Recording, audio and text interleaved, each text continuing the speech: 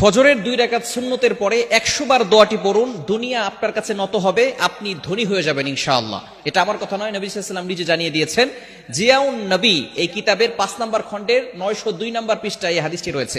ইমাম মালিক রাহমাতুল্লাহি আলাইহি তিনি এই হাদিসটি বর্ণনা করেছেন। ইবনে ওমর অর্থাৎ আব্দুল্লাহ ইবনে ওমর রাদিয়াল্লাহু তাআলা হাদিসটি বর্ণনা করেছেন। ইমাম মালিক রাহমাতুল্লাহি আলাইহি সূত্রে আব্দুল্লাহ ইবনে ওমর রাদিয়াল্লাহু তাআলা এই হাদিসটি বর্ণনা করেছেন। আব্দুল্লাহ ইবনে ওমর রাদিয়াল্লাহু তাআলা তিনি বলেন, একবার নবীজি সাল্লাল্লাহু আলাইহি ওয়াসাল্লামের কাছে এক ব্যক্তি আসলেন। আসার পরে বললেন, ইয়া রাসূলুল্লাহ, ইয়া হাবিবাল্লাহ, দুনিয়া আমার কাছ থেকে বিমুখ হয়ে গিয়েছে, দুনিয়া আমার কাছ থেকে পৃষ্ঠ প্রদর্শন করেছে, দুনিয়া আমার কাছ থেকে হারিয়ে যাচ্ছে।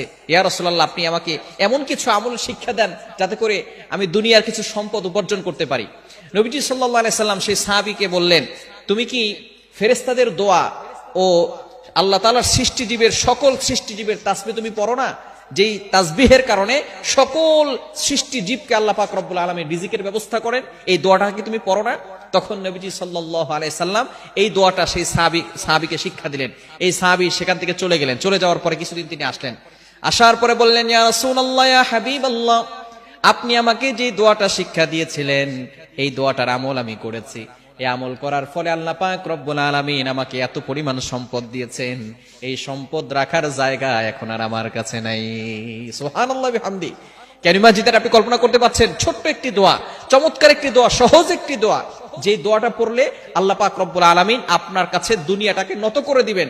দুনিয়ায় আপনি আল্লাহ পাক রব্বুল আলামিন, দুনিয়াতেও আল্লাহ তাআলা সম্পদ দান করবেন, আখিরাতে আল্লাহ তাআলা আপনার জন্য সহজ করে দিবেন। চমৎকার একটি দোয়া হচ্ছে সুবহানাল্লাহি ওয়া বিহামদিহি সুবহানাল্লাহিল আযীম আস্তাগফিরুল্লাহ। সুবহানাল্লাহি ওয়া বিহামদিহি সুবহানাল্লাহিল আযীম আস্তাগফিরুল্লাহ। কখন পড়বেন? সুবহে সাদিকের সময়। এই সময়টা হচ্ছে 2 রাকাত নামাজ, অর্থাৎ ফজরের 4 রাকাত নামাজ, 2 রাকাত সুন্নত, 2 রাকাত ফরজ। 2 রাকাত সুন্নতের পরে এবং ফরজের আগে এই সময়টা পড়লে বেশি গ্রহণযোগ্য হবে। এই সময় পড়লে, কেননা আজানের পরে ইকামতের আগে দোয়া করলে সেই দোয়াটা কবুল হয়, এটা আমরা অনেকে জানি না। আদ-দুআউ লা ইউরাদ্দু বাইনাল আযানি ওয়াল ইকামা, আজান এবং ইকামতের মাঝখানে যে দোয়াটা করা হয় সেই দোয়া আল্লাহ পাক রব্বুল আলামিন অ্যাকসেপ্ট করে নেন, কবুল করে নেন। এই সময় যদি আপনি 100 বার এই দোয়াটা পড়তে পারেন প্রতিনিয়ত, আল্লাহ পাক রব্বুল আলামিন আপনাকে ধনী বানিয়ে দিবেন, দুনিয়া আপনার কাছে নত করে দিবেন। সুবহানাল্লাহি ওয়া বিহামদিহি সুবহানাল্লাহিল আযীম আস্তাগফিরুল্লাহ। বুখারী শরীফের সর্বশেষ হাদিস। চমৎকার এই হাদিসের ভিতরে এই 2টি বাক্যের কথা উল্লেখ করা হয়েছে। নবীজি সাল্লাল্লাহু আলাইহি সাল্লাম জানিয়ে দিয়েছেন, সাহাবায়ে কেরামদেরকে একবার সামনে নিয়ে বসলেন, বললেন, ও আমার সাহাবীরা, তোমরা কি জানো কালিমাতান, এমন 2টি কালিমা আছে, হাবিবাতান ইলার রহমান, আল্লাহ পাক রব্বুল আলামিনের কাছে, রহমানের কাছে এই বাক্য দুটি খুবই প্রিয়। এমন 2টি বাক্য আছে যে বাক্য দুটি আল্লাহ তাআলার কাছে খুবই প্রিয়। খাফিফাতান আলাল লিসান, মুখে উচ্চারণ করা সহজ। সাহাবায়ে কেরাম তো হতবাক হয়ে গেলেন, আল্লাহর কাছে সবচেয়ে প্রিয় বাক্য কোন দুটি হতে পারে? এবার সাহাবায়ে কেরাম একটু নড়ে চড়ে বসলেন। ইয়া রাসূলুল্লাহ, বলেন না বাক্য দুটি কি? নবী সাল্লাল্লাহু আলাইহি সাল্লাম বললেন, খাফিফাতান আলাল লিসান, মুখে উচ্চারণ করা সহজ। এরপরে সাহাবায়ে কেরাম আরেকটু নড়ে চড়ে বসলেন, মুখে উচ্চারণ করাও সহজ, আবার আল্লাহর কাছেও প্রিয়, এমন কি বাক্য ইয়া রাসূলুল্লাহ একটু বলেন।